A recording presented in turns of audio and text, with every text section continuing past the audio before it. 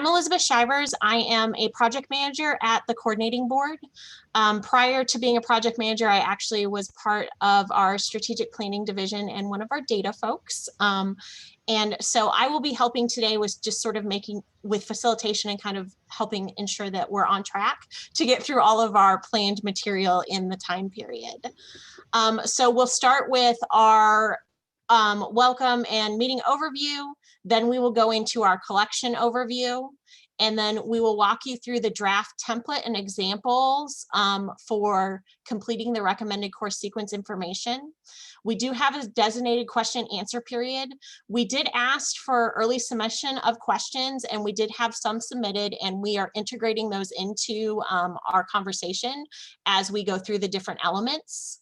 And then we will also allow people to ask questions during the designated time. And then we will do our wrap up and next steps. Throughout the meeting, we encourage you to use the chat box. Christina and I will be monitoring that for questions. And we ask that people don't ask verbal questions unless we ask for a clarification until we actually get to the question and answers. And then I would encourage folks to use the feature where you can raise your hand in Zoom to try to help us go in order for those and facilitate that. We will do, we basically plan to have participants on mute other than when we open up that time period for questions and answers. So if you have a question, please use the chat as I mentioned. Also, I'd encourage folks, if your name doesn't appear on as a participant, like some of you all have phone numbers or abbreviations, you can right click and do more and it'll let you rename yourself. I would encourage folks to rename yourself so we know who each other is. Looking really forward to the conversation today. So basically our goal is to make sure that you all understand the SB25 recommended course sequence reporting requirements and the reporting format for the submission for fall 2021 data to the coordinating board. So then our objectives are that we hope to develop a clear understanding on the legislative requirements, hope you all have a clear understanding of our perspective, how we plan to use the data, talk about using it in a tool called Map My Path that's being created, and align it with our existing reporting. And so we will identify the guidelines for submission and requirements, and we'll walk through the template and invite questions and highlight the major components. And then, as I mentioned, we're definitely going to provide that opportunity for additional questions on the submission process and template. And so with that in mind, then I'd like to introduce a few key people that are going to be helping us today. So Christina Zavala, if you'd like to introduce yourself, she will be supporting us and helping answer questions today and next steps. Hi everyone, my name is Christina Zavala. I am a program director for P through 16 data analytics and research. And then Melissa Humphreys, if you'd like to introduce yourself. I know you're going to be doing a major part of the talking today for us. Sure. Hi, everybody. I'm Melissa Humphreys. I'm director for P16 Data Analytics and Research, and I will be walking us through the examples today. So looking forward to this and hearing your questions. Great, thanks. And with that, I will hand it off to Lori Fye to introduce herself and kick us off on the SB25 legislative requirements. You're muted, Lori. Of course, I'm talking on mute. Sorry about that. Good morning, everyone, and thank you very much for joining us today. My name is Lori Fye, and I serve as Deputy Commissioner for Data Analytics and Innovation, which includes responsibility for our data management, analytics, and research teams, as well as our project management office, of which Elizabeth is a member. I want to thank you for joining us today. We've got, I think, around 300 folks on the phone, so we're really excited for this opportunity. And I particularly want to thank those of you who participated in the development of this template, because it has been a very collaborative exercise, and we think it's much stronger as a result of the time and care that your institutional peers put into making this a meaningful and robust process. So thank you for that, and we'll look forward to the rest of the webinar together. So next slide, please. I wanted to start by just refreshing everyone's memory. We've been living and breathing recommended course sequences for quite some time in the agency, but just refresh everyone's memory about why we're here. This is, as you know, a requirement of Senate Bill 25, and it calls for specific things. And so institutions are required to develop one recommended course sequence for each undergraduate, certificate, and degree program that's offered, and it needs to meet certain requirements. And it's required to be posted on the web, in the institution's catalog, and submitted to the coordinating board, which is what brings us here today. In the template that you received, you should see a copy of the statute included. So next slide. In addition to being a statutory requirement, there are a number of benefits to this recommended course sequence, which is what led to it being a statutory requirement in the first place, as you might imagine. So for students, these course sequences are designed to provide clarity and transparency.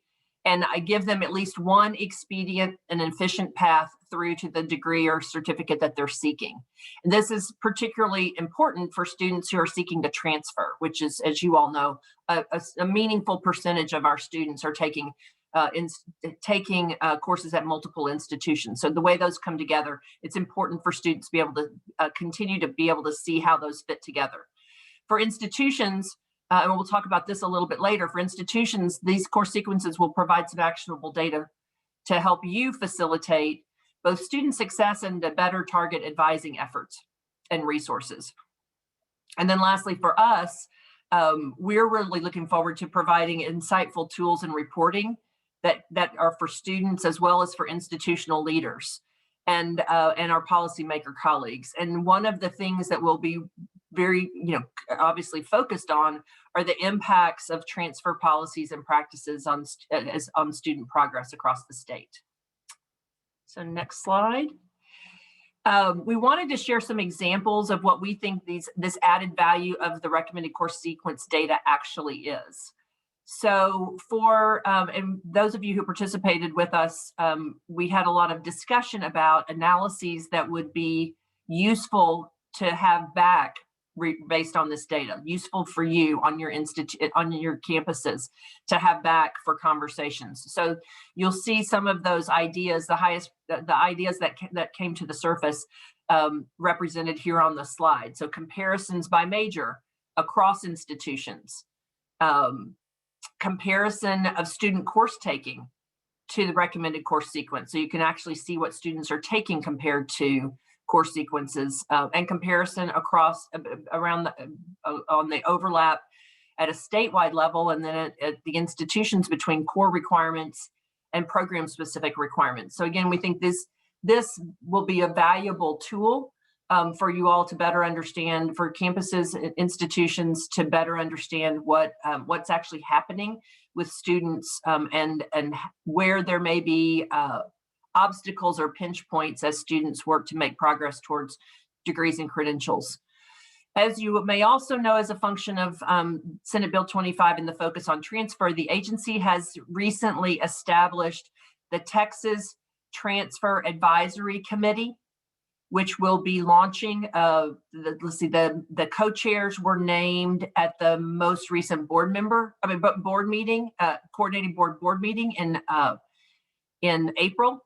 And so that group will be, which is constructed of institution leaders, 2-year and 4-year institution leaders, will be launching their work over the summer. And this information, as it comes online, as we begin to get it, will be input into their deliberations as they seek to implement the transfer framework. And then lastly, as Elizabeth mentioned, we do see new tools for students and families being supported by the data that you'll be providing on these things. One of those that's in development is called Map My Path. It's a student-facing tool that is being developed and has a working prototype, and with 10 institutions, 5 2-year institutions and 5 4-year institutions. So later over the next year, we'll be planning to transition that tool to the coordinating board. And as the recommended course sequence data comes in over the fall semester, we'll actually have the data to populate that tool again, so that students have a clear view of what the transfer pathways might actually look like as they're seeking to complete their credential in a timely fashion, their credential or degree. And with that, I want to thank you again for your participation today and in our process so far, and I will turn it over to Melissa Humphreys.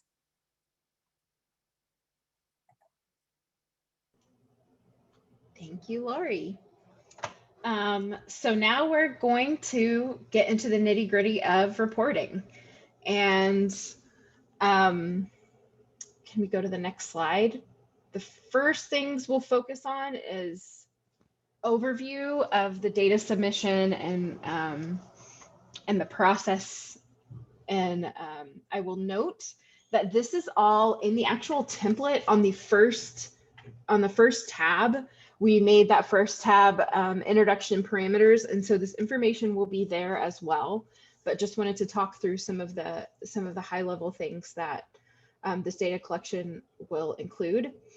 So first off, this reporting is required through SB25, as Lori mentioned, and however, only one recommended course sequence is required per degree, per program. So we'll get into this when we look at the actual template, but there may be situations where you have several versions of a course sequence for students. However, you are only required to submit one, and we'll recommend you choose one that is maybe the most common among your students, or a general version versus going into a specific concentration or something like that. But only one is required per program at the 6-digit SIP level. Melissa, Yes. I'm sorry to interrupt you. Would you mind speaking up a little bit? We have a few people that are having problems hearing. Sure. Let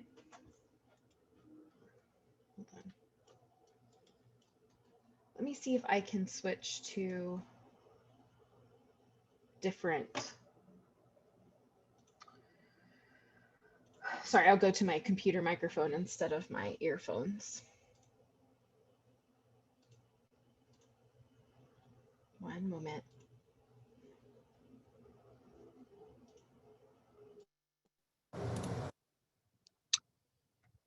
Okay, can you hear me any better? Anyone? Is this fine? Okay.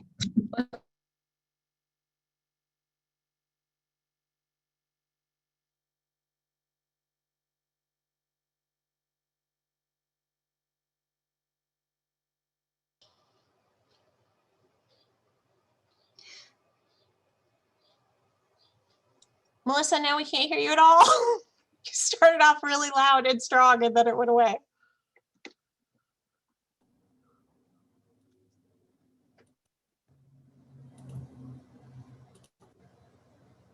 Okay, now?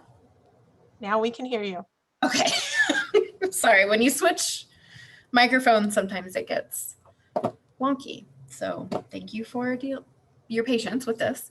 Okay, so the other thing that we mean that's important for the recommended course sequence is that it needs to include all of the possible, or all of the courses that is needed to complete the actual degree.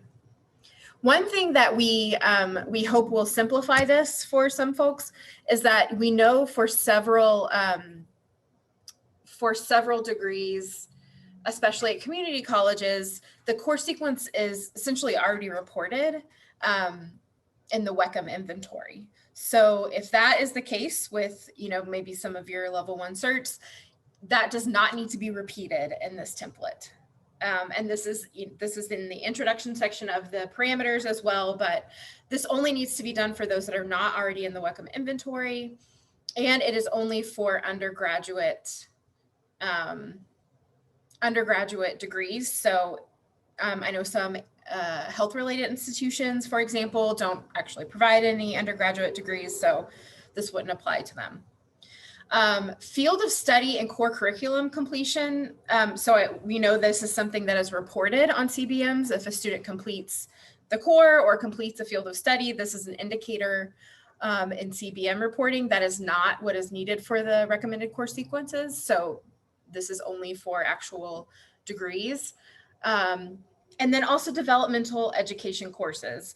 For these recommended course sequences, we're going to operate from the assumption that a student is starting this course sequence being college ready in all areas. So there's no need to report the actual, the developmental courses that might lead to a next level course, or even there's no need to put in a prerequisite like a student needs to be college ready before they take this, because we're operating from the assumption a student is starting ready to go with college level courses. Next slide. So the submission process, and as you know already, if you've seen the template, this is an Excel sheet. And this first submission, fall 2021, will be through an Excel. We do envision this will change moving forward. As many of you may have heard, we're going through some major data modernization initiatives, which hopefully will make things easier for data submission moving forward. This year we're doing Excel, and it will be submitted through an online portal, likely through something either through CBNet or something like CBNet, where someone will need to log in and submit it that way. But because there's no student level data in this, it's courses for a degree, we don't need institutions to do it through the Move It process or through the secure FTP process that is done for CBM reports usually. So hopefully that will help a little, take some pressure off of the reporting officials so they don't have to be the only one who has access to something like that. We do recommend it goes through one person, but it will be through a general online portal rather than a specific Move It site. I will say that moving forward, even if the data submission changes, if it becomes, possibly maybe it will come something like a CBM, we're not sure, to be honest. We don't foresee requiring everyone to redo this. Moving forward, this will likely be an annual report where you will only need to submit new degrees that have been added since the last year, or submit changes to a recommended course sequence that you provided earlier. So we are not envisioning that you will have to do this all over. This is, we understand this is a lot of work. So so this year's data will be, we will use it. And in the future, you'll be able to update it. The reporting window right now, our thought is we will open it August 1st with the idea that possibly some institutions may want to start submitting these as soon as they can. However, the deadline for all of them for your institution is December 1st. And then a key contact, this is, I kind of alluded to this earlier. We would like your institution to identify a person who will be responsible for coordinating and reporting this or uploading it. We recommend official reporting agent or registrar or institutional research, but this is totally up to you all. But as we'll get into the actual template, you'll see there are parts of this where it will require some coordination across recommended course sequences to make sure you're not repeating certain things and that the data is usable.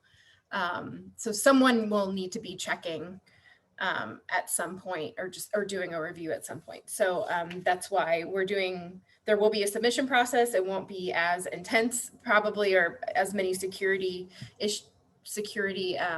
needs as with a secure FTP for CBM, but we will need someone to be the designated reporter for this to upload it to our site.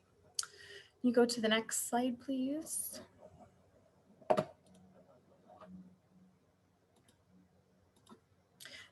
Sorry, I'm trying to turn off the chat so I don't try to read the chat at the same time as talking. Let me get that done.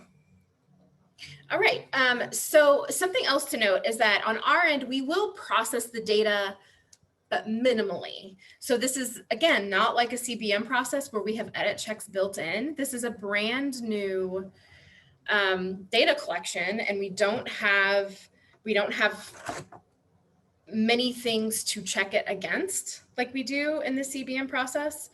So we will be doing some basic checks to make sure things make sense. So there might be a little bit back and forth, but we really are going to rely on you all to make sure that the data is correct, because we don't have anything to check it against for a lot of these things. I do want to mention that there are several things we already get from you that we're hoping that will be useful for this data, but we will attach it on the back end once you send it to us.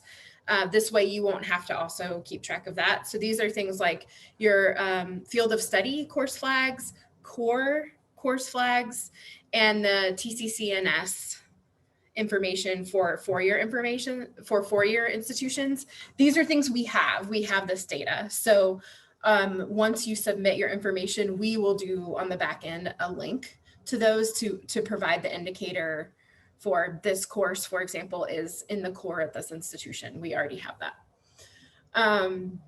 But again, we really are going to rely on you all to make sure that things are accurate in the actual course sequence submission.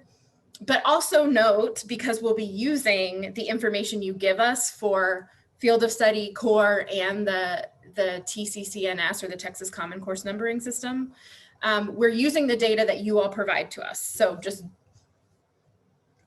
make sure that the information coming in, especially on the CBM 003, that gives us that exact link to the TCCNS information is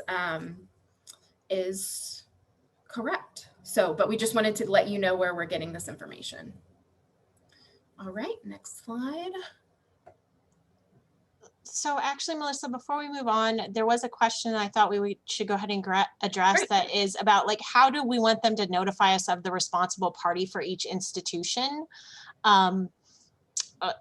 Yeah, so we're still setting up the exact submission portal process. And once that's ready, we anticipate sharing additional information that will instruct you on how to identify and share with us that key person. And we also are creating a web page that will be going up this week that will be updated regularly as additional information is available for you all to refer to. Do you have anything you want to add to that, Melissa? Nope, I think that's it. Anything else, Elizabeth and Christina, before I move on to the actual example? We have a question about calculus readiness, but I think it's probably relevant to talk about it once you get into the template in terms of, like, what should they be doing if they have programs that assume calculus readiness? Like, should they be including the Calc 1 in the prereqs, and how that should be handled? Yeah, so. I'll show that in the prerequisite. That's a really good question, because that's not necessarily overall college readiness for math. That's a little higher, but yes, good question. So I'll make sure to bring that up when we go through the example. All right, so let's get into the meat of this. And I'm going to share my screen now.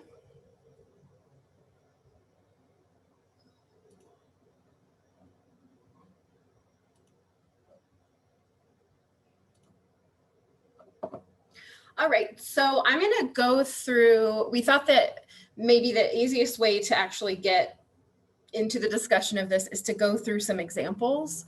And I'll say that, so Christina and I went through and found some examples on websites of course sequences and put them into the template.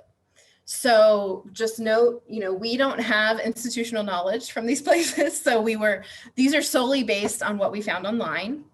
And we imagine that people at your institution will likely have a little more information than we did when we were filling this out. So I don't necessarily want to give an estimate of how long it took, because we did it, and we also did it manually because we were just looking at a website and putting it in the template, which sometimes may have to be done. But also we've heard some institutions might be able to download data from their information systems or where this is kept and edit it in a way that can fit in. So, you know, there are various ways that this could happen, but the examples we gave, which were in the emails we sent, but are also on the event page. And I don't know, Elizabeth, is that link, could you put that link in the chat just in case some people aren't looking at it? Because the examples that, everything I'm going through today are in the actual examples that we've posted. And then as Elizabeth mentioned before, we are also going to put on our general transfer page the information about reporting that will be updated regularly. Elizabeth, did you have something to add? You're muted, sorry. You're muted. Still muted. Sorry, I was trying a trick that wasn't working. I was also just going to say people are having kind of problems reading this. So would you mind zooming in a little bit on it? Yes. Yeah, and this is, I'm not going to spend too much time here, but on the first page of the template. So what I did is this is the actual template that we provided, and I put some examples into it. But the first page has a lot of this information that we've already gone over. You know, the general information about SB25, about what a recommended course sequence is, about submission parameters. So things we've talked about before, you know, again, because this first submission is an Excel sheet, we give naming conventions. So when we go in and pull it, we'll be able to tell where it's from on our end. And more specifics about, you know, reminding you if it's in the WECM inventory access and update portal, you don't need to submit a course sequence for that, things like that. And that's here. So if you are looking at it, I'm not going to spend a ton of time on this, but put questions in the chat if you're looking at it now on your end and things come up. Okay, so let me pull up my list of what I want to make sure I hit. So first of all, I want to start with an example that is pretty straightforward, that focuses on the sequence data definitions template. So let me pull up, this is this tab, sequence data definitions, where the majority of this will be if there's a clear course that they should be taking in a certain semester, this is where you'll put the majority of your information. So I'll pull up, this example is from, the one I'm referring to right now is from the standalone upper division example.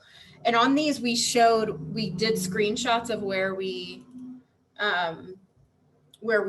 found this information. Again, we were just basing it on what we found online. But this is an example of a degree where a student is coming in already having done the first 2 years. That's partially why it's more simple to talk about first, because this is only the last 2 years of a degree. But I think it's a good example of how you would, when it's clear, these are the exact courses they need to take and when, this is how it will be shown. So this is showing, I'll start on the left. So for every course sequence, for any courses you're putting in, you'll put your FICE code, and that'll be repeated for everything about that course sequence. Then you'll put the SIP code. This is at the 6-digit level. And then a major program name. And then the degree type. And I'll go back here. So in the template, there's the actual template here where you'll put in the information, but there's also a tab where it has the definitions of what each one is. Some are pretty straightforward, like a FICE code, but degree type, award level, for example, there are lots of degree types, even when we're only focusing on associates or bachelors. So what we're asking you to do is use the abbreviation that is provided in your program inventory that is provided to the coordinating board. And the link for that is here in the definitions. The majority that we see are things like AA, BA, BS, but you know, it may differ at your institution. You have different types of degrees. So for this example, it's a BSN, and that's what you would put in this part. The concentration name is only for, and this is, I think the information for this is on the introduction parameters. We have heard from institutions that there's sometimes when a degree requires a concentration, what we recommend is that if a degree has concentrations, but there does exist one that's just general, that you report that one, because that will be applicable to most students. However, if it requires a concentration, this is where you would put that information, like the concentration for whatever it is. You have the choice of putting it all in there. You know, if you have a general and then 2 possible concentrations, then you have the choice, you can put them all in, but as is required, only 1 recommended course sequence is required. So we would suggest if you pick one, pick the general one, or if there's a concentration, pick the most popular one, the one that most students use. But that's why this is here. It will be blank. We know it'll be blank for a lot of you, but it's possible that if it's there, we need to know which concentration it is. So then we go to the terms, the recommended terms for the courses. We're getting into now the course level information for these recommended course sequences. And I'll go to the definitions so that we have 2 different parts for the term. Sorry, wrong order. I tried to make this big, but that means it doesn't all fit. So the first one is a sequential term. So there's 2 pieces, the sequential term and then the name of the term, like fall, spring, summer.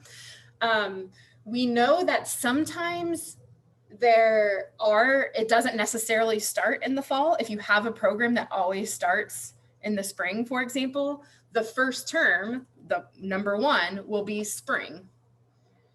But we also have heard that a lot of folks, it doesn't necessarily need to be tied to a term. The first semester can be whenever they first enroll. So that's why we have these 2.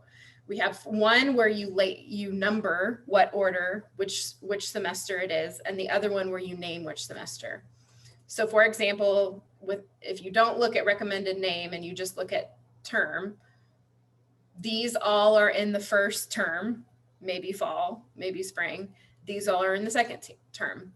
For simplicity's sake, if you don't have a specific term when they start, we ask that you put fall, because that's going to be what most students think of when they go through this. So default to fall, but note we are keeping the number separate. So if we ever need to just show the order, that's totally possible. And I will say, I know there are questions as I go through this, but what I'm going to do is go through this first section, and then we'll stop and answer questions about this part. So Elizabeth and Christina are monitoring the questions as they come up. So then we get into the course information of the recommended course sequence. So again, I will go back to this. This is what we're basing it on, and this is what a lot of people have. This is tiny, y'all. I don't know how to make it bigger. So in this semester, this is what we're basing it off of, right? They're telling the student, you take these in this first semester. So that's what we did here, is in this first semester, all one, we just put in this course information, the title, how many SEH are in that course, and then prerequisite information. So this is where you can actually put whatever you think is needed in this. So for example, since this is an upper division, a prerequisite that we interpreted that they might want to put in here is that a prerequisite is admission to traditional BSN. But also you could put an actual, so down here, you'll see an actual course. Like often you might want to put, this is the course that you have to have had right before, and you can put that too. But this information is going to be used however you write it in. This doesn't have as many parameters around it.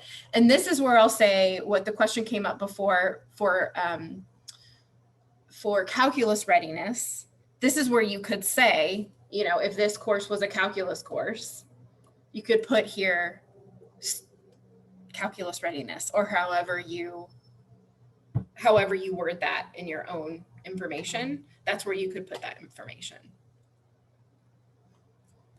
But just, we wanted to give some examples of the various things that could go in here depending on what your institution thinks of as a prerequisite. Again, just without getting into developmental ed, just because that is a whole other ballgame. So this is starting from the idea that they are at least college ready, but something like calculus readiness, we understand is a level above just being generally college ready. So that would be fine to put in here.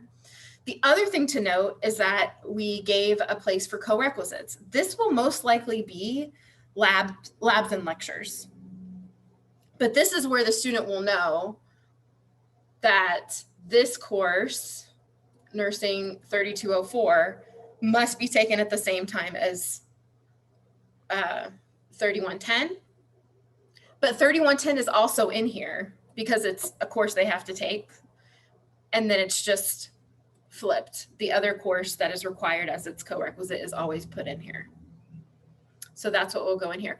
The co-requisite, I will note too, is also just as you enter it. This is not something we're going to try, at least right now, we're not going to try to link it to any course information. So you can put information in here as it is. So if it was at all possible, it was Nursing 3110 and then something else you needed to say, that's fine. It could go in here that way. And I believe we did note on the definitions when it's something like that, when it's something that will just, text will be displayed as entered. So it's however your institution would put it, you can put it in there and we're not going to change it. But then make sure that it's the information you want displayed, because it's something that we'll just use whatever you put in there for that. I'll also note, we tried to give on this definitions page, we tried to be clear about what is required, what's optional. For example, that concentration name I mentioned, where many of them will be blank. We tried to note that here, that it's optional. Let me check my list and see where I wanted to. Course prefix, summer name, CH, cross list. I skipped over this because there's nothing here, but note cross list is here, and that's just a place to put if this course is also cross listed as something else, specifically because eventually the Map My Path tool is also supposed to help a student know if they have met the requirements for something. And this is a key place where you want to make sure that a student, if they've taken it, but it's just not that exact course, but there exists a course that is exactly the same but cross-listed, then you would want to put that here. Let's see, cross-list, prereq, co-req. Okay, so I think this is a good place to stop for questions before we get into the group information, which will be the next section. So Elizabeth and Christina, do we want to? I'm not looking at the chat, but I keep seeing it like lighting up, so I know I know there's things happening.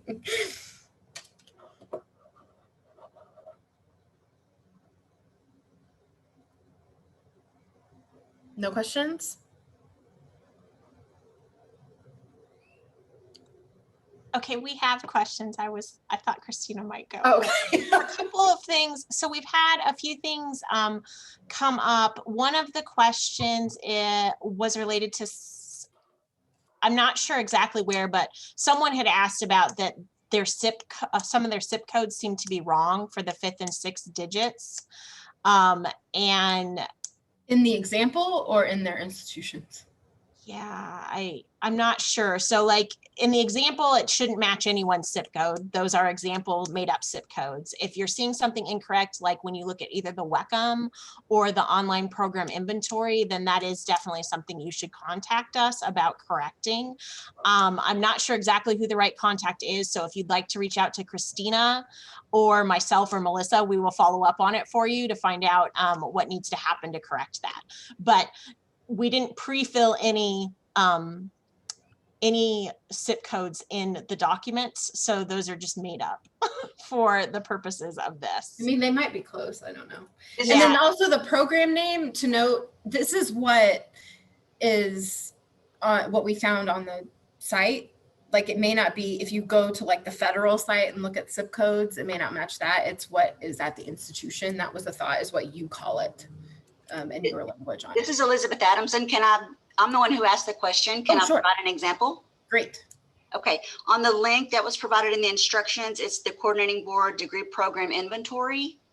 On that form, our Mexican American Studies degree is listed with a zip of 050200, and it's listed as Ethnic Studies.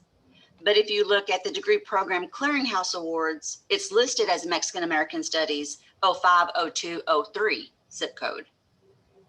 So on the Coordinating Board Degree Program Inventory that has the 050200 Ethnic Studies, do we need to update that to reflect Mexican American Studies 050203? If that's what it should be, like if it is incorrect on the program inventory, then yes, I think that should be. Do we just change it directly on this form? Or is there someone we need to contact? We won't be checking this form against it. We provided that link just to help you all. Okay. So you can look at what the abbreviations are. Okay. That was more what we're referring to, that on the abbreviations for each one. But in general, like, this is something that should match. You know, we don't want there to be two versions of things. So it sounds like, yes, that should be fixed. I don't know, Elizabeth, do you know who in AQW? I'm not sure who it is. I'm happy to follow up though and find out for us who it is you should contact about that. Thank you, I appreciate it. Sure. Melissa, this is Jeff Dietrich at Brazosport College. We went through this a few months ago. The 6-digit SIPs provided on the THECB website all have zeros in that they don't specify. They just specify the 4-digit general area. In Texas Higher Ed data, it has the full 6-digit SIPs, which are correct. So it's more how they're displayed on the website than whether or not they are correct. We went through this when we were comparing programs with the Department of Ed because they had the same exact question. But we actually have some programs out there that do have a 5th and 6th digit populated besides a 00. So that's why I was kind of confused. Out of the majority of our programs have 00, but there are a few that have a specific 5th and 6th digit. And what I was told was they simply aren't displayed on that web page. It's not that they aren't there in the inventory. They should be. They're just not displayed on the page. So Jeff, thank you for that context, and we'll be happy to follow up offline to make sure, like, is it that they're in the inventory or not, and then loop back around with folks. Yeah.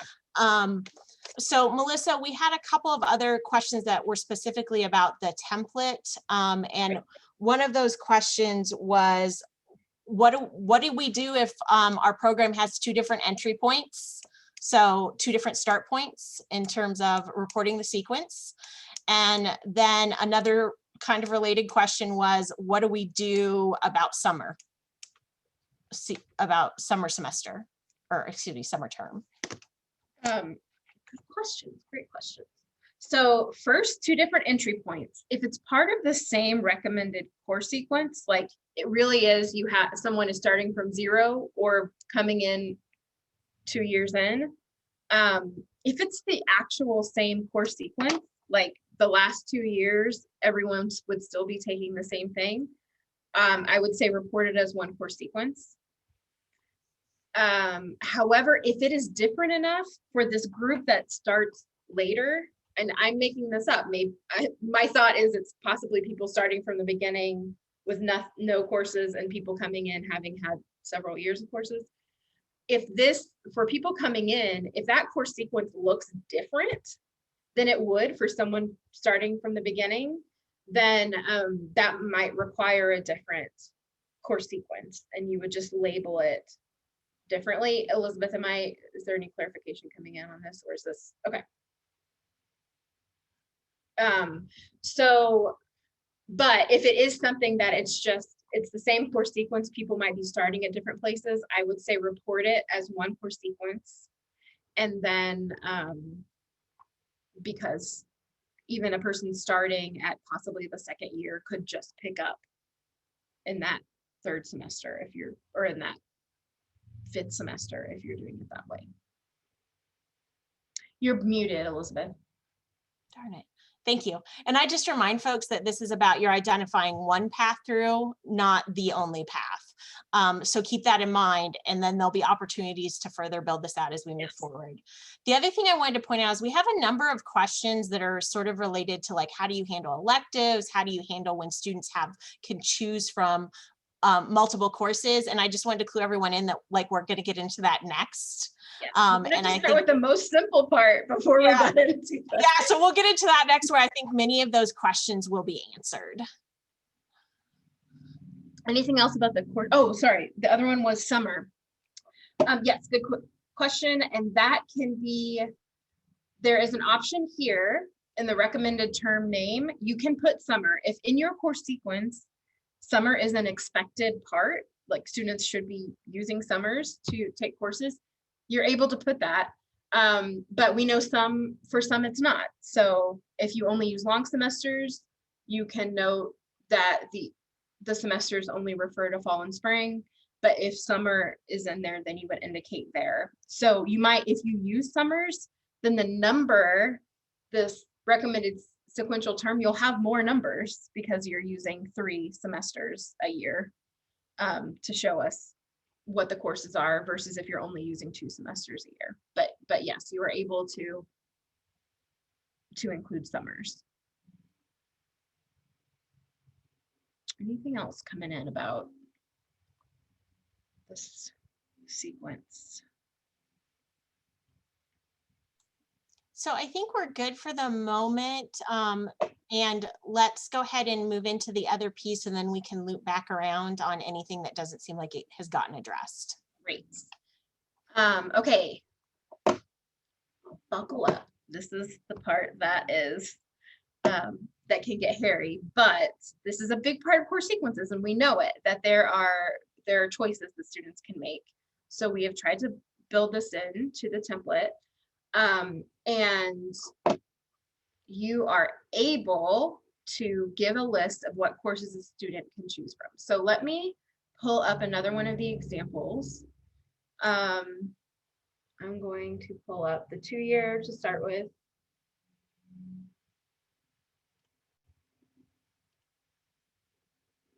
So here's an associate's example. That's the 2-year example that we provided. And you'll see first semester, there's, it's pretty straightforward, but then we get into this life and physical sciences, which in this case is core groups. But this is where I'm going to stop and say, how do we represent this in the template? Like, if a student can choose from several things to get these 3 SEH, how do we put that in? So I'm going to go back to this, and that's where this template, this group data template, comes in.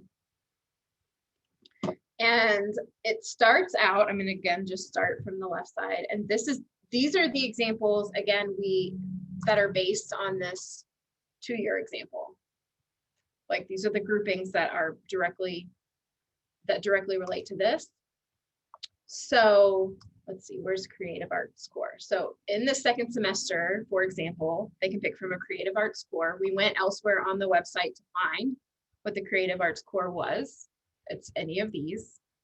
And so on the actual website, we put in this, and I'll go over the group category in 1 second, but we basically just listed all the possibilities here. So that's where you would be able to say, here are all the possibilities that a student can choose from. So let me go back a little bit. When you're going to put a group in, you would put your FICE code again, but then there's this group name, and this group name is not anything that we're putting parameters on. It is something that will be displayed, but you are able to name it whatever makes sense for your institution. So for example, if your institution is one of these examples, if you recognize it, you don't have to put that this is what we made up as the name of this group, but this group name can be used by you to label it. It definitely makes more sense to see a label of a group than a number of a group if a student is looking at it. But also internally, when you're working on this, these group names can help organize how you're looking at it. And that's something that Christina and I definitely found when we were doing this. It was really helpful to have a name of a group so we could clearly say this is part of one group, this is part of another. But here, this group category and the group number is actually the information we will use to link. So we'll link this information to the actual course sequence. So this is what we're using. The group name will just be what it's labeled on your end. So group category, what we mean is if you go back to the definitions for groups, let me make this a little bigger. We have four things that we think everything should be able to fall into. One is a major specific group. So these are groups that are any non-electives that apply to a specific major or program. It may be subsets of core groups. It may be a group of 3 groups that only applies to one specific major. But it should be labeled major specific. The other type of group is institutional group. And this would be anything that applies to more than one major. So if, for example, if any major or several majors can choose from anything in one of the cores, then you would make that an institutional group because that can apply across your institution. It can apply to several different majors. That would be institutional. Elective group, these are, as it sounds, groups, courses that could be chosen for an elective credit. It could be for specific majors or multiple majors. And then large group, because we understand there are lots of groups that include a lot of courses, we have put the cutoff at 50. So if the number of choices for the student for this is over 50, then you can call it a large group and not actually have to list out every course. But then I'll show you on the template, we will ask you to provide a description of what that large group is, either a link of, we're not listing it here in this template, but you can link and find that full list somewhere else, or a description. So I'll show that to you. Then the group number, which combined with the group category will be what we use to identify these groups, is 1 to 99 within each category. So, 1 to 999. So within each of these 4 categories, there can be up to 999, which we think we'll be able to cover as many as needed. Let me show you real quick. So this group data template, so you'll see for this creative arts core, because it was the first one we did, and we saw that it applied to more than one major at this institution. We called it an institutional group and we named it 1 because that's where we started. And then I will show you on the actual sequence data template where that fits in. So now we're on this example. It's in this second semester that this group comes up that they can choose. And so, well, this is for number 2. Let me see where number 2 is. The life and physical science core is the first one we mentioned. But IG2, in the sequence data template, this is where we indicate, okay, here's where a student would go look at the full list of what is in IG2. But this is how we're linking it, just so you understand how it goes. Then, so note, the group data information goes on 2 places.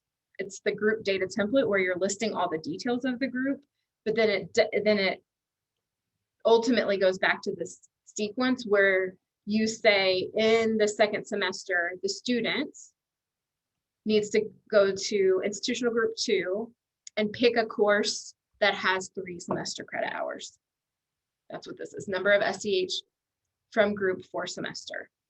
And in this case, it's kind of a lab and a lecture situation. So we put both because that's how it was in the course sequence, that they needed to pick 2 courses, one that had 3 SCH and one that had 1 SCH. So that's why we listed this group twice here.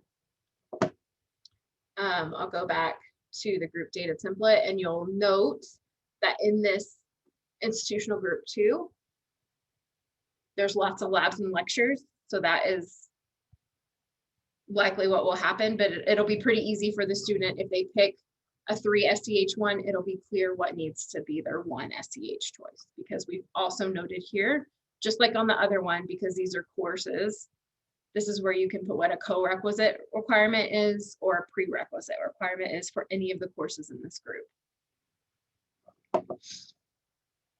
Let me see anything on that yet. Okay, so the other thing I'll note is these are all institutional groups. Here's an example of a major group where we found, let me find, this was in the 3rd semester in that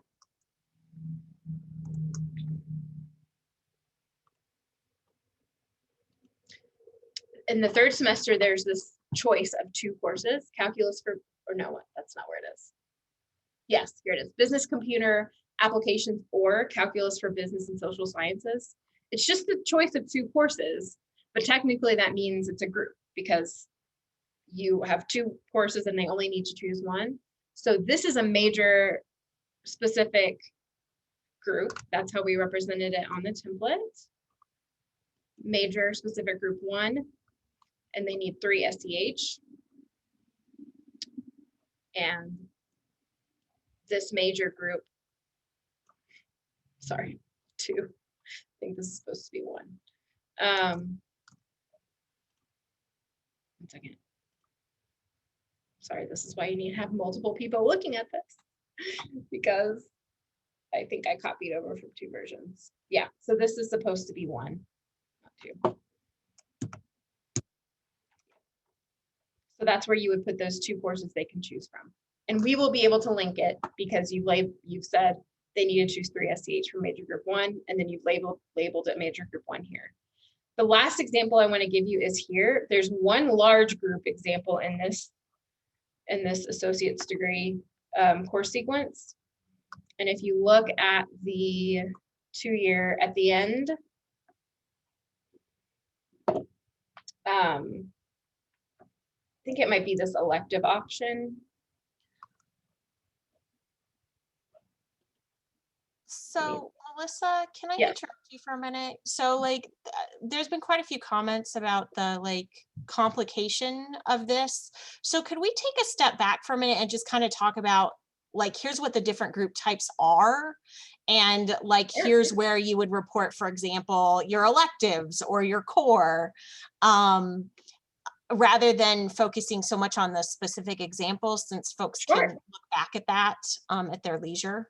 Sure. So, for example, at least of this institution, there were several choices within cores.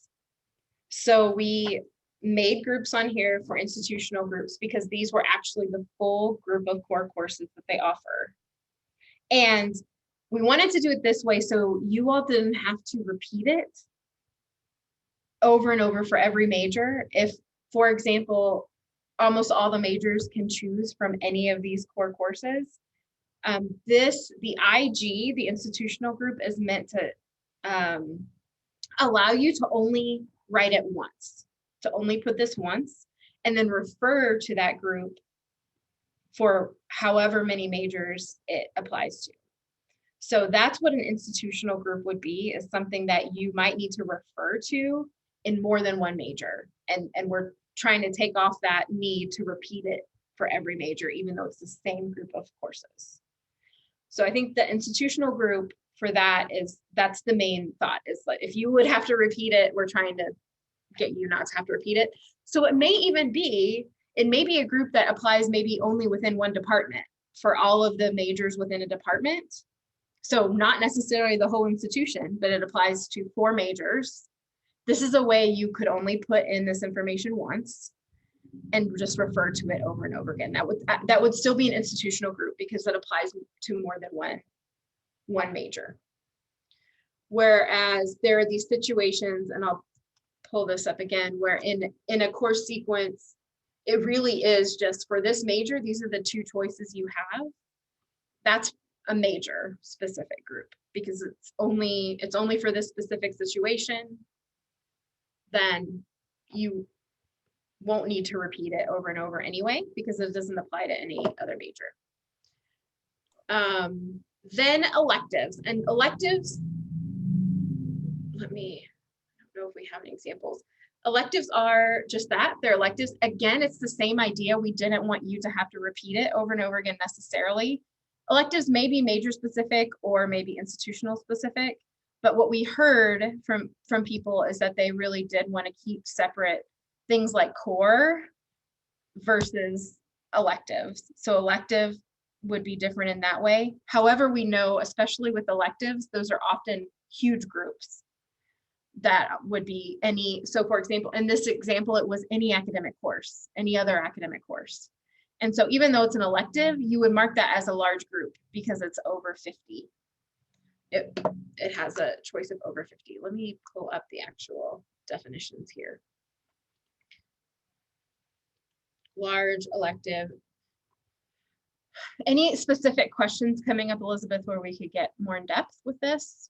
Okay, so yeah, so there's a couple there. I see a comment. So there's a lot of questions, but I see Yeah, like a great. common theme that's sort of coming through here is, you know, we have these different types of groups. And so one of the common things is, well, how does the numbering work?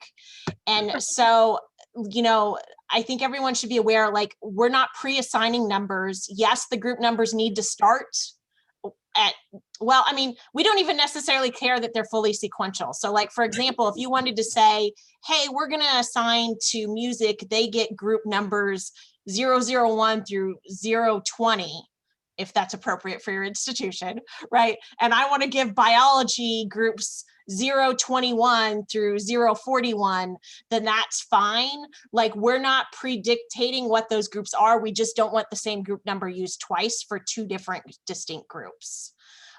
So, and in fact, we make a recommendation in the parameters that it's probably a good idea to just think about, let's pre-assign some group numbers to different majors to help facilitate that process. So that's one thing, is the group numbers are decided by the institution. And it's okay if there's gaps in the sequence. We were just concerned to give you enough options of numbers to be able to put all your groups in and not need more numbers. So that's why we did 3-digit, and let us know if you think that's not enough. But the other thing is, it could be helpful to have someone even outline the institutional groups first before you maybe send it out to the majors and say, here, we've already said, here's institutions group 1 through 50, because we know these apply to lots of majors. So if you are referring to these groups, use this, but then do something, as Elizabeth mentioned, to say, and then if you have your own major groups, only use 0 through 20. And then the next department, you say use 30 to 50, however you want to do it. But we don't care how it's ordered. The only thing we want to make sure is that you don't use the same group category and number for two different groups. That's the only thing where it would mess up being able to link, but however you want to do it, otherwise it's fine. So then we also had a question about, like, what do you do with electives if they're a major specific set of electives? Do you report it as an elective group, or do you report it as a major specific group? I think the idea is that you would make it an elective group, but to be honest, it's okay if it's a major specific group. It's, again, as long as it's unique, the category and number is unique to the situation. We added an elective group because that's what we heard from the field. They wanted to be sure to have something that they could name elective group. But again, remember, we're allowing you to put a label to these groups, and that's what will be shown to outsiders or to external people. So So I think that's fine. Our idea was that it would go in an elective group, but if it makes more sense for you to do a major group, okay, I think that's okay. So I'm thinking that it probably would make sense for us to quickly cover how the transfer works and then go into the Q&A, and we can start by addressing some of the other questions that have already come up in the chat. Do you want me to show the preferred course situation, Elizabeth, or should we wait on that? Oh yeah, you should. I'm sorry. Yes, we should address the preferred course. So one thing we found, and I'll use this example, and we've heard several people say, often in a group, there is a preferred course that you would like a student to take for this major.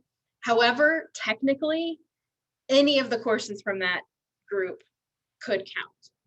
And we saw this here, where in this example, so for example here, this elective option in the last semester, this, the superscript says speech 1321 or any academic course, so they prefer it to be speech 1321, but technically any academic course counts. So what we did here was in the actual sequence data template, we put that course, like we put that as a course that says this organizational and professional communication is what you should take. However, there is a place here to say, however, anything from this group, this is attached to this large group 1, and anything from this would count. And so if you go to the group template, there's this large group down here where the institution has said any academic course counts for this large group, but we prefer you take this one we're putting in the course, in the actual course sequence. So that is an option.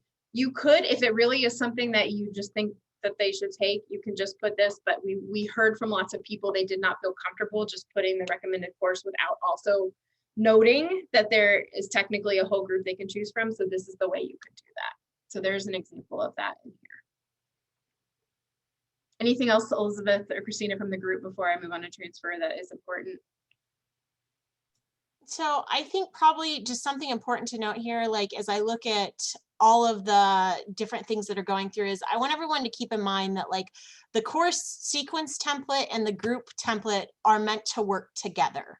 So you use both of them to create your complete course sequence. So if you have an example, like someone talked about general studies where there aren't a lot of required courses, like you would set it up so that in your course in the sequence template, you specify those required courses, and then you would say, take a course from X group in the template, but then the choice of courses would be specified in the group template itself. So the idea is that the student gets a sense of what is it that they need to be taking for each term that they are enrolled. And so just keep in mind that the two work together, and that the way that the course sequence is set up so that you can refer to the group, so that then that's not like obviously how it would look for the student, but like that's how we would connect the information so that it could be displayed for the student. And for them, they would actually see something like, you need to take, you know, X number of courses from this set of choices.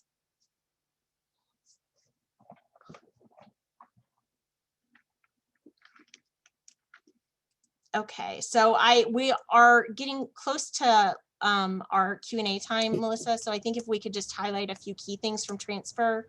Then this should be quick too, I think. Yeah. So here's the example down here of, and again, this is one of the examples we provided is this transfer example. So everything is the same, you know, you put in the course sequence the same way, you use the groups the same way. What differs though is that on the sequence data template, at the end of it is this transfer institution vice. And this is in the intro tab, but no, this is only meant for 2 years may do this. It's totally optional, but we know there's several 2 years who have many articulation agreements with 4 years. and they have asked to be able to do this. So that's why we're providing it, but it is totally optional. If you want to do it though, the only thing on the sequence data template you would need to add is this last column where you put the FICE of the transfer institution that this is specific to. And then in the, we have a transfer path template where you repeat a few things, your FICE, the program, the degree, but then you tell us more information about the transfer path itself. So we'll be able to link to that, the sequence template based on this information, but then you provide us a few more details.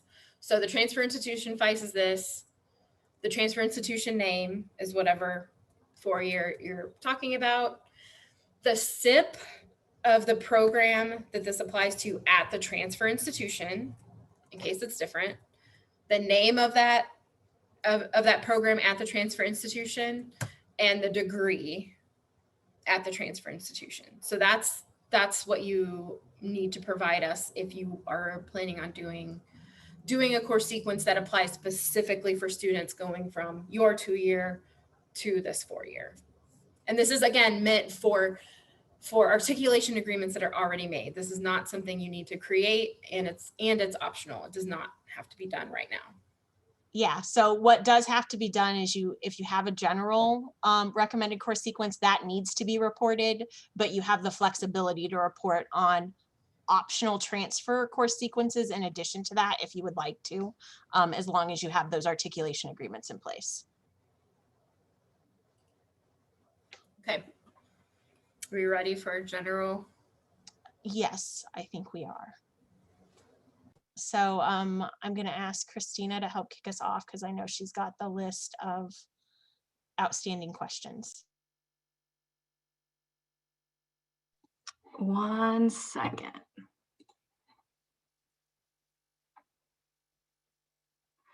So, Melissa, I think it would be helpful to go back to Map My Path. I know that you mentioned it, the sort of collaboration that will be taking place with that. And we had a number of questions about the tool and as well as how that might be represented towards students.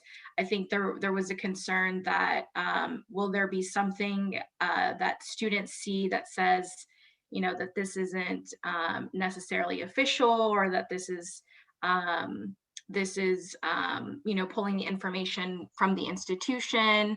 And so if you could talk a little bit more about just how we envision using the tool and how we see students using that as well.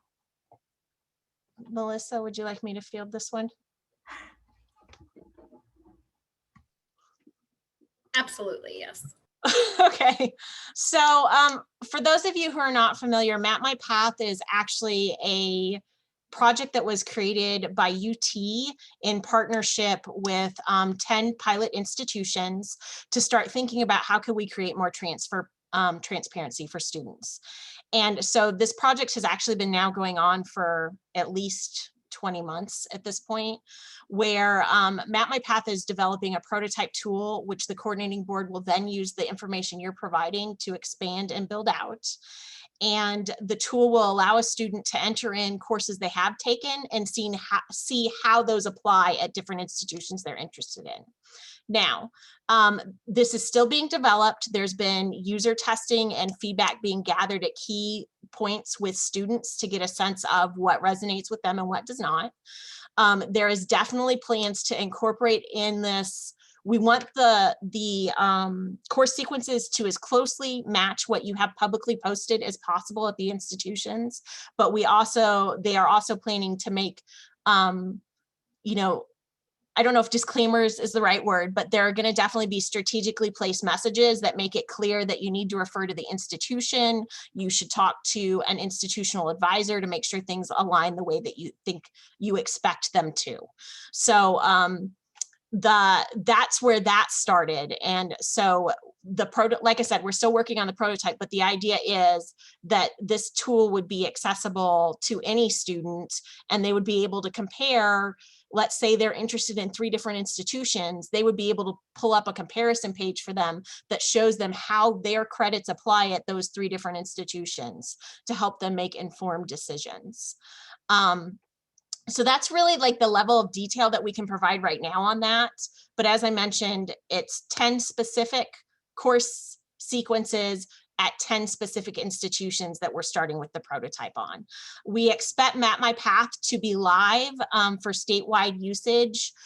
In the fall, we're doing the prototype, and then we will, as soon as we get submitted course sequences, we will start building it out with the idea that it would be fully functional with all course sequences displayed a year from fall. So basically fall 2022, but we would like iterate and roll things out over time.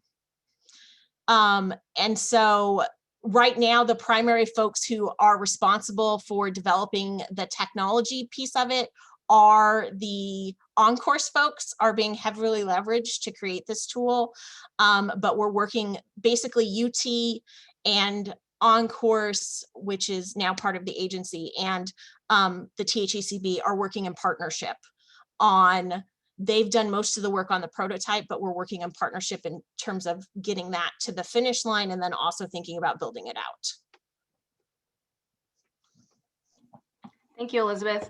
So we had a couple of logistical questions about how institutions should report their various programs, whether this should be within the same sheet or if it can be across different sheets. I think we're just leaving this up to institutions to decide for themselves. You know, if it makes sense to have everything within the same sheet, then that's fine. But if it helps to sort of clarify and distinguish between different programs, then please feel free to use different sheets or tabs within the bottom row of an Excel file to do so. We did have all come to the same place, so it you'll be uploading it to the one portal. So if it's one, if you were able to do it all in one template and they just are all on top of each other, fine. But if it worked easier for your institution to split them up and you want them submitted like that, that's also fine. We also had a specific question for this one particular institution. They have a new program that will be starting August 1st, 2022. They said that it is within the coordinating board inventory. And so the question is, how soon would they need to report that particular program's course sequence? That's a good question. Elizabeth, I mean, my instinct is that it's okay to wait until one of the next years because it's not something that a student could enroll in for a few more years. Yeah, so I would say for this first year reporting, you're required to include things that are programs they can enroll in right now. If you're prepared and you want to do a course sequence for something that's not opening until next year, you're welcome to do that, but it's not required. One thing I did see that I want to, and I didn't spend a ton of time on this on the transfer path, but I wanted to explain a little more. This is only meant for two-year institutions who advise students in a course sequence that differs from the general one because they are going to a certain four-year. So we know on the four-year side, you could be getting students from all over the place. And ultimately, the Map My Path tool, I think, will help with this. But right now, 4 years, even if you do have partnerships, the course sequences should just be what your course sequence is for a student coming in. This is what's required for the degree. You don't need to include information on specific transfer things that might happen when they get to the 4-year. But the transfer option in the template was specifically because there were two-year institutions that had developed full course sequences, like from day one to the end of their time at the 2-year because they had made an agreement with a 4-year. So that's what that is meant for. We don't expect you to input all the various information about transfer issues and agreements. This is for a very specific situation, and only if you would like to at this point. Right now it is optional. Okay. Thanks, Melissa. So we had a question about reporting general studies degree. And so at one institution, they essentially don't have any required courses outside of an English course and government 2305 and 2306. So essentially their question is, will the course sequence just be largely collections of institutional groups, major groups, and large groups? And the answer to that is yes, because there are no required courses. Then essentially the student has the choice to choose whatever courses would fulfill a particular requirement. So you would want to go in and fill out the group data template with all of those possible choices. And again, if the course choices exceed 50, then you would just use a large group and you wouldn't have to list out all of the options. So any grouping that has less than 50, we would want to see all of the different courses specified in the template. Sorry, I saw another question that was brought up by May mentioning the transfer, so I want to make sure I get that in. Good question, that just about community colleges making a transfer recommended course sequence.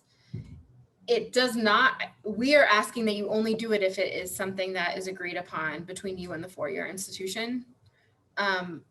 Otherwise, don't report it at this point. We just know there are several 2-years who asked to be able to report this, that we worked really hard with X 4-year institution to make sure these all will be accepted, and we want to report it. Sorry, you might hear some music in the background. I guess my neighbor is having a party at 12:30. We do not want this to just be, you put anything you think should be accepted when a student transfers. This really should only be for, you have agreed upon this, so you specifically advise students on this because you know it will transfer. So Melissa, we had a question about how to report for institutions with various campuses. Should each individual campus submit their own course sequences, or should this be done collaboratively, just with a single one being submitted for the institution? If they are the same, if there's no difference, if it's, you report to us at this FICE, but there are several campuses, I would just do one because it applies to all. But if it does differ by campus, then please provide the differences as different course sequences. Thank you. So we have a question from an HRI, and it says, we only offer a junior and senior level year in the recommended course sequence. Will we only detail our junior and senior level courses, correct? And they asked, will the lower 60 semester credit hours be detailed as prerequisites within the course template? I think that depends on how you have that information. So we did, we looked at a few examples just to see, and you could, on that prerequisite piece, as you'll know on the example we gave, that was the upper division, it just said, need to be accepted into this program.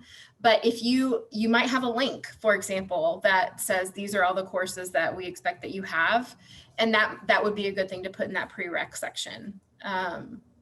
Here, these courses are expected and provide that link.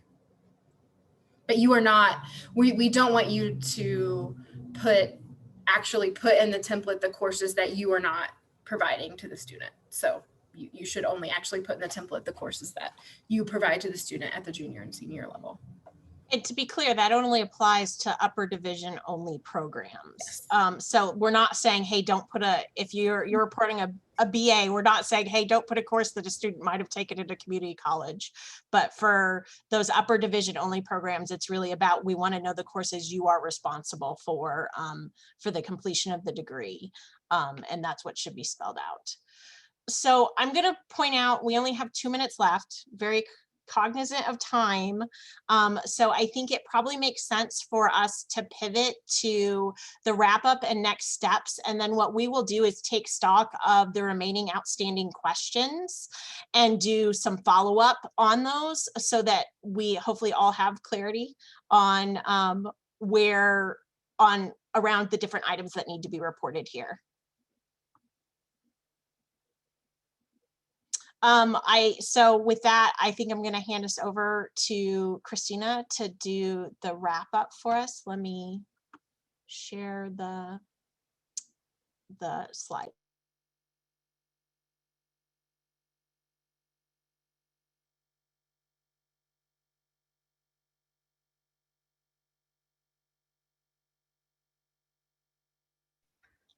Okay, so I'll be sharing next steps with regard to reporting and as well as to statutory obligations. So for reporting purposes for the coordinating board, within this summer, we will be sharing out details with regard to the submission portal and that process that Melissa talked about earlier. The earliest that you all will be able to submit your recommended course sequences will be August 1st, and that will be when the portal will open. Submission will close on December 1st. And so again, just as a reminder, every institution of higher education must submit at least one recommended course sequence for each of the undergraduate certificate or degree programs offered by their institution. Within the spring and summer of 2022, we will be sharing back some of the analyses that we will be conducting. We'll be sharing that out, and we'll also be planning to make any changes and edits to that submission process, because as we said, it will look different next year. And this year we'll be utilizing the Excel format. Actually, Elizabeth, can you go to the next slide? And then with regard to rules and statutory obligations, by May 7th, the proposed rules will be published in the Texas Register. July 22nd, 2021, rules will be considered for adoption at the quarterly coordinating board meeting. And on August 1st, each institution shall publish recommended course sequences on the institution's website. And here I do want to note the difference in the statutory obligation and deadline, as well as our deadline. We had a question that was submitted to us. And so just to clarify, with regard to the statutory obligation, there is a requirement for institutions to publish their recommended course sequences on their website by August 1st. So institutions have to do this. And then on our end, for reporting purposes with regard to the course sequence template, utilizing this Excel format, institutions will have until December 1st to submit those recommended course sequences.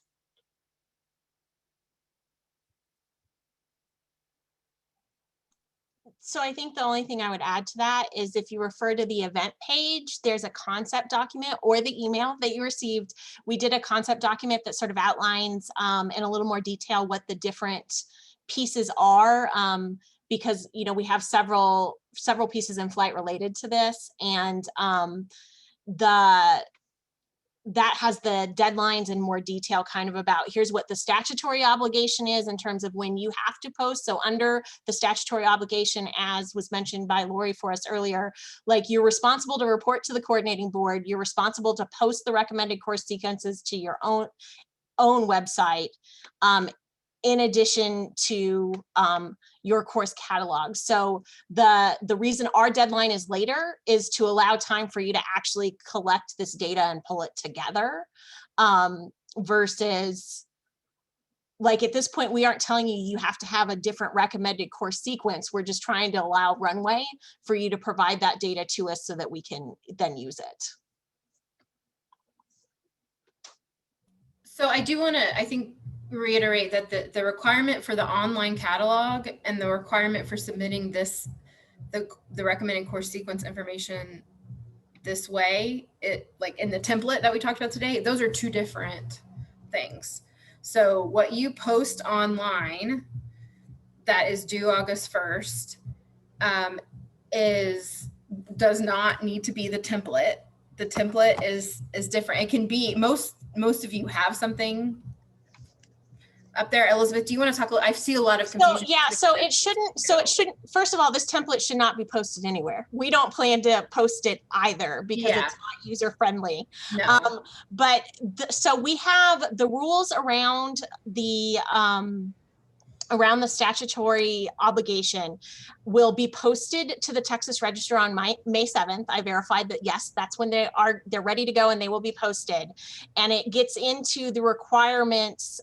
Those rules address the idea of whether you have to do something in addition to your catalog or whether it is the catalog fits the posting for the obligation. So from that standpoint, there'll be more clarity around that once those are posted, and then they'll go through the process of approval. But it does not, it's still, even if it's similar to the examples we showed you today of what we found on the website, that does not meet the requirement of this. So correct, Elizabeth, what they post on the website is not, even if it's in a similar format to what Yeah, it doesn't mean that you still have to submit to the coordinating board. Yes. Like you definitely are required to submit to the coordinating board and have something published. Correct. As an institution. Also, I think, I mean, maybe Christina was going to say this, but we have made Christina the official point of contact for questions. Christina, maybe put your email in there in the chat, but also note, I mean, please feel free to email Elizabeth or I, because part of what Christina will do is she can answer some questions, but she'll also be forwarding questions to us too. We know that, perfect. We know this is a lot of work for you all, so we really appreciate that your interaction with us and your willingness to have conversations about this. And we want to help out as much as we can. So reach out to Christina, you can reach out to me. Christina and I will be handling the data part of this. So like as it comes in, it'll be our team that does some quick checks and formats the data for eventually putting it into Map My Path. So please feel free to reach out to us. We really want to be helpful where we can and not and answer questions as early as we can, so it doesn't feel like you're just starting without having full understanding of what is needed. Any other comments? The only thing that I think if Stacy Silverman is still on here, like I perhaps would invite Stacy, if you can speak to whether the catalog fulfills the requirement for publishing the RCS or not on the website. And if Stacy isn't still with us, this is something we can follow up on.